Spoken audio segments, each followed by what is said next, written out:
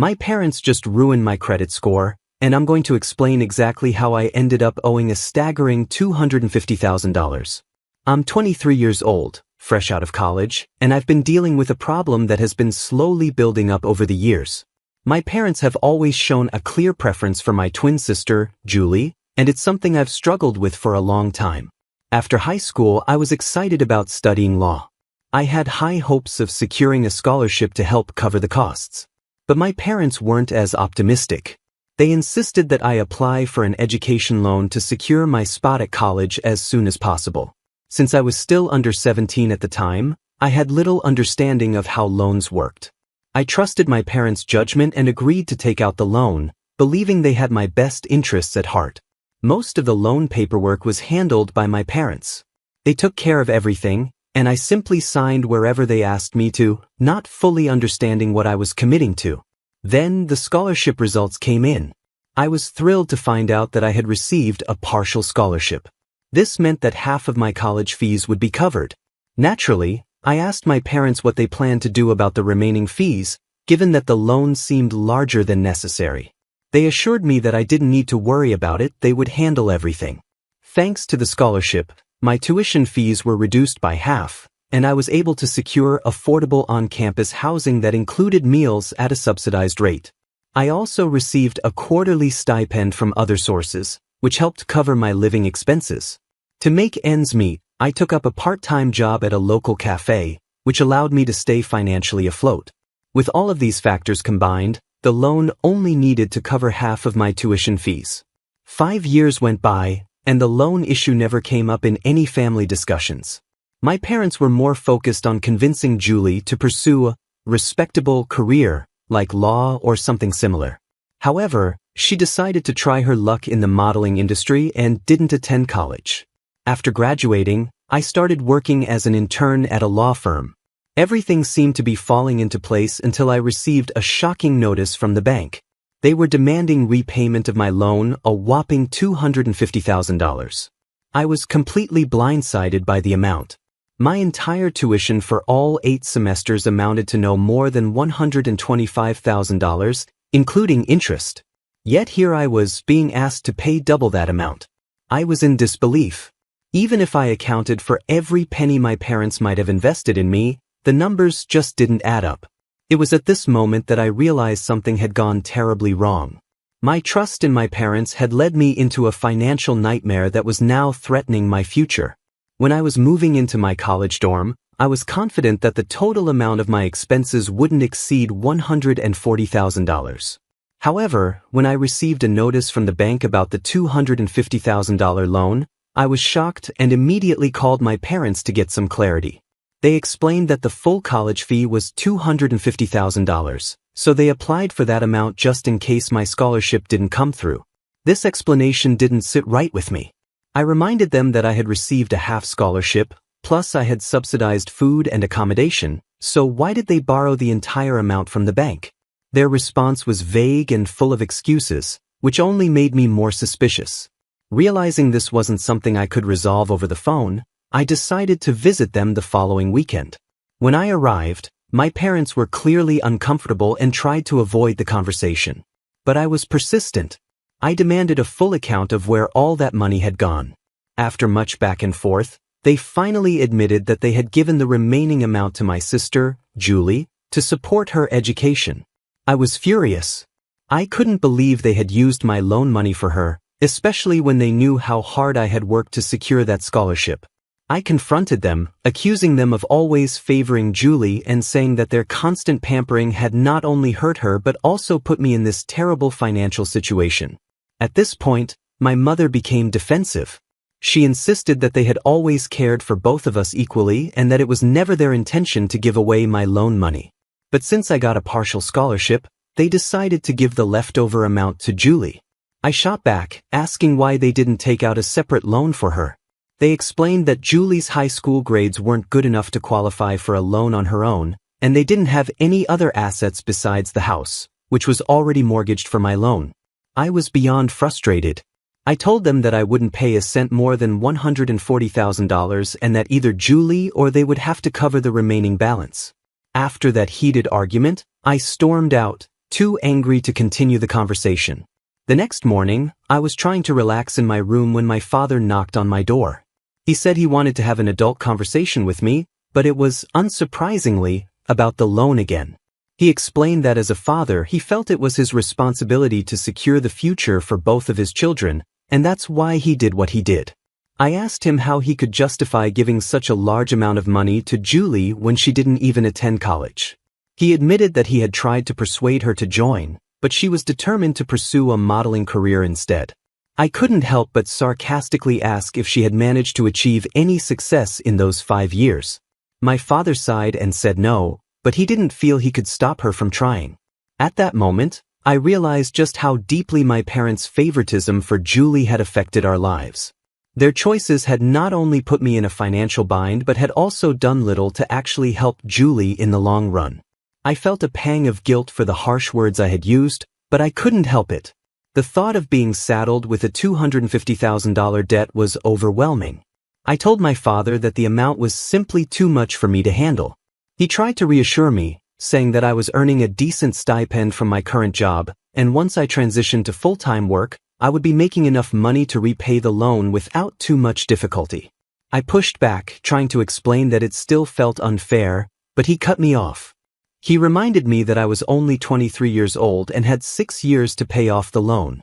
He pointed out that I was already earning an income, whereas Julie wasn't. Her career was still uncertain, so it didn't make sense to expect her to contribute to repaying the loan. He then launched into a lecture about how a man is supposed to be selfless, and that I needed to learn this lesson if I wanted to be a good husband and father in the future. I wasn't convinced by his reasoning, but I decided to let him talk, rolling my eyes as I listened. The truth is, I'm really struggling with the idea of paying $100,000 on my sister's behalf. Is this really my responsibility? Or is it just being dumped on me because I'm earning and she isn't? I'm genuinely confused. I've spoken to a few friends, and their opinions are mixed. Some think I should pay the loan, while others, including my girlfriend who was also my college classmate, believe that I shouldn't be responsible for the entire amount. They feel that my sister should at least contribute something. That's why I'm here, hoping to get a neutral opinion from strangers. I think I've covered all the relevant details, but if there's anything I've missed, please let me know in the comments and I'll update the information. Update 1. Hey everyone, I've received a lot of comments pointing out that it's not possible to transfer an education loan to someone else. You're absolutely right, an education loan is typically disbursed directly to the college, but a portion of it is also sent to the account holder for other expenses like food, accommodation, and books. As I mentioned earlier, my university provided these amenities at a subsidized rate, and I covered the rest with my part-time job. However, my parents took advantage of the situation. They withdrew the remaining $100,000 from my personal account and transferred it to my sister. Yes, they had access to my account because I was only 17 at the time and didn't really understand how banking systems worked. Looking back, I'm not sure if I was just naive or simply ignorant about these things, but this is the reality of what happened. I hope this additional information helps clarify the situation. I found out about some of the policies by doing online research and asking my parents directly. The more I learned, the more shocked I became at how they managed to withdraw the money. They claimed the money was used to cover my expenses, but the truth is, those expenses never added up to $100,000. So how did they manage to take out that much? The answer was startling. They created a fake bill. Yes, you read that right. They admitted to fabricating a bill because, according to them, they had no other choice. But the reality is, they did have a choice, one that didn't involve withdrawing the money. During our conversation, I walked out on them several times, overwhelmed by the situation. But I quickly realized that storming out wasn't going to solve anything. The loan was in my name, and if I defaulted, it would destroy my credit score, not theirs. If worse came to worst, I'd be the one facing legal consequences, not them. So I took a deep breath, calmed down, and told them that if Julie couldn't pay back the loan, then they would have to pay the $100,000 on her behalf. It was that simple. My mother, however, became dramatic. She started saying that as their only son, it was my responsibility to take care of them and my sister. She even compared me to my cousins, who had bought houses and cars for their parents, implying that I was doing nothing for them. It was clear that my parents were extremely protective of Julie. They kept her completely out of these discussions, insisting that I shouldn't talk to her about it because she would be too stressed. Really? They said she was already upset because her career wasn't going well, and adding this burden would be too much for her to handle. I wasn't buying it. I pulled up her social media page, showing them that she didn't look stressed at all. In fact, she was busy posting pictures of birthday parties and outings with friends almost every other day. My parents claimed she had to put on a brave face because she was aiming to be a public figure. I couldn't believe how delusional they were. Enough was enough. I decided to confront Julie directly about the money. I was tired of everyone treating her like some fragile little princess. That night, I stayed up late, knowing she usually got home after midnight. By the time she arrived, my parents were already asleep, so I took the opportunity. I sat in the kitchen with a bowl of ice cream, waiting for her. When I heard her car pull into the driveway, I casually offered her some ice cream as she walked in. I started with some small talk chatting about life, cousins, and neighbors. I even threw in some gossip about one of her old school friends to make her feel at ease. She's my sister, after all, and even though the situation was tense, I wanted her to feel comfortable before diving into the serious conversation we needed to have. I was never really close to my sister, and I think it was mostly because of how our parents always seemed to favor her. I know it sounds harsh, but I kind of resented her for it. So when we finally had a conversation, I was determined to keep things civil, even though I was feeling pretty frustrated inside. During our talk, I casually asked her about her career. Honestly, I didn't get even a hint that she was upset or depressed about how things were going. I asked if she had taken any courses or learned any skills related to her goals. She just said no. So I asked her what she did with the money our parents gave her. At first, she looked confused and asked, "What money?" I clarified that I meant the $100,000 from the student loan. "Do you know what she did with that money?"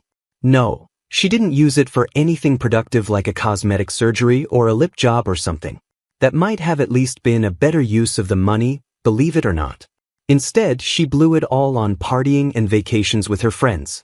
Up until that point, I was trying really hard to stay calm, but when she told me that, I just lost it. I couldn't believe that she had wasted such a huge amount on nothing but parties. I yelled at her, completely shocked that she could be so careless. She fired back, saying it was none of my business. But of course, it was my business. I was the one being asked to pay back the money she had blown with her friends. Our argument got so heated that it woke up our parents.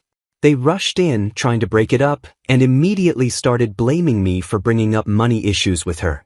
I was furious and asked them why I shouldn't, especially since she was the one who wasted all that money and didn't even feel bad about it.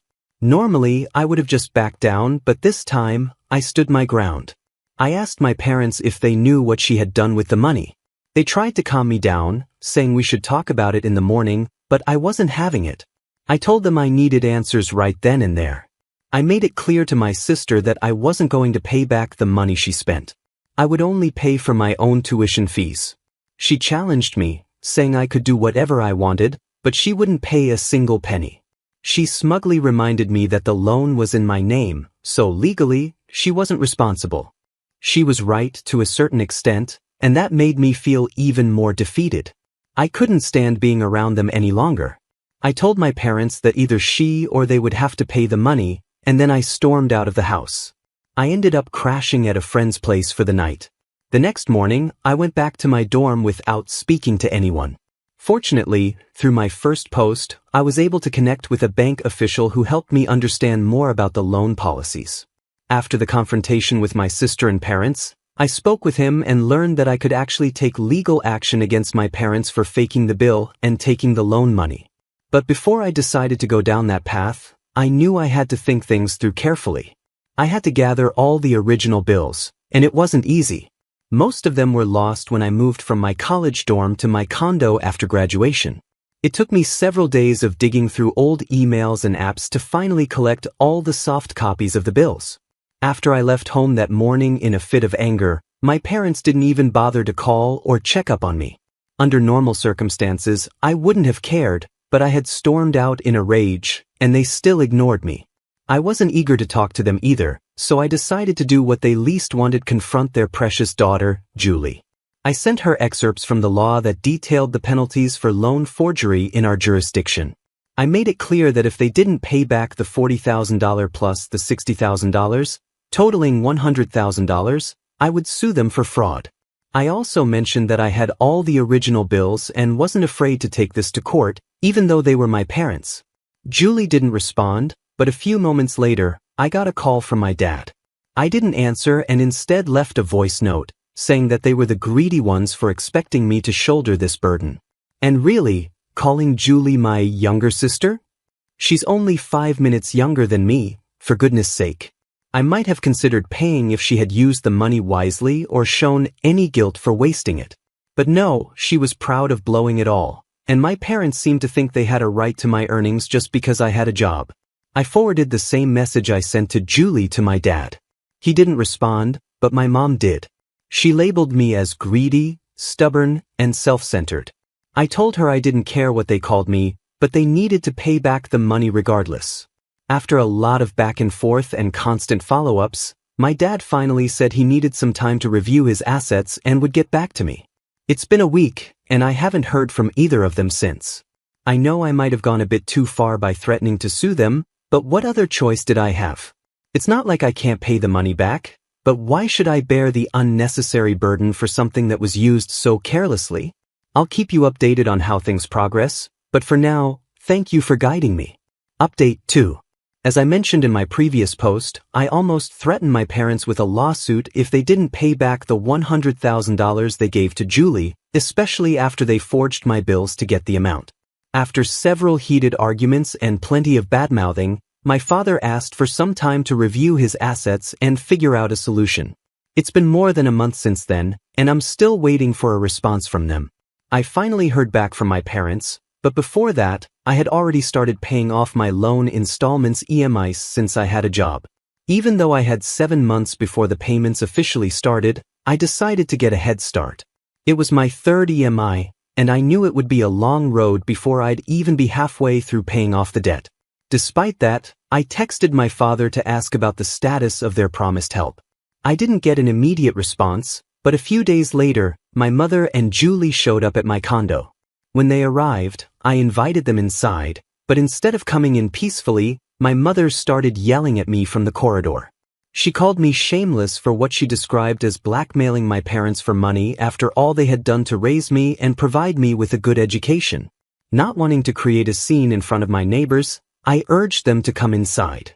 Once they were in, Julie joined my mother in hurling insults and calling me all sorts of mean names. I couldn't hold back any longer and shouted at Julie, telling her she should be the one ashamed for wasting such a huge amount of money, and that she should be responsible for paying it back. Julie, however, argued that she never asked our parents to give her the money, they did so on their own, and now she didn't feel liable to repay it. Do you see any logic in that? Neither did I.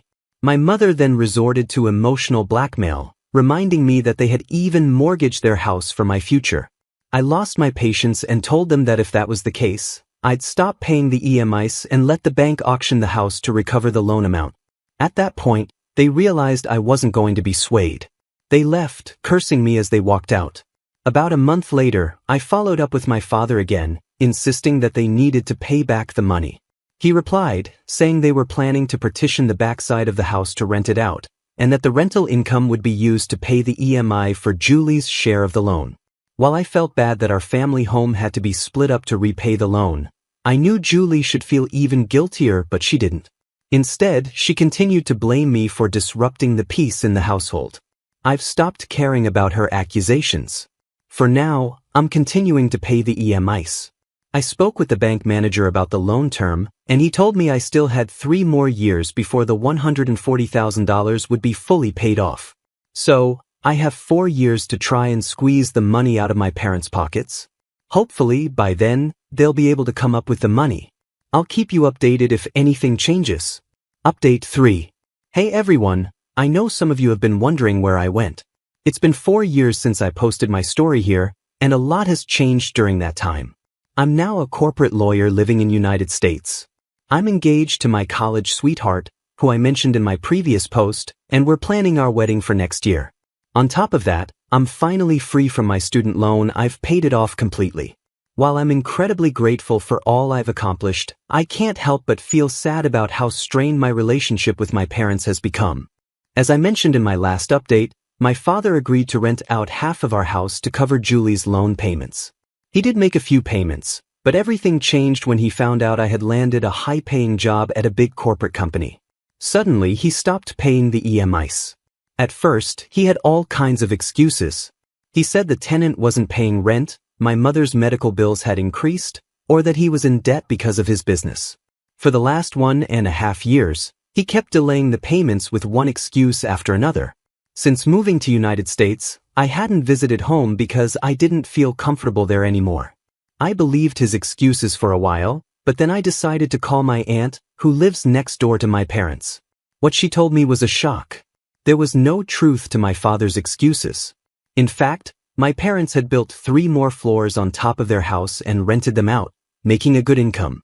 They were actually living quite comfortably, enjoying a lavish lifestyle.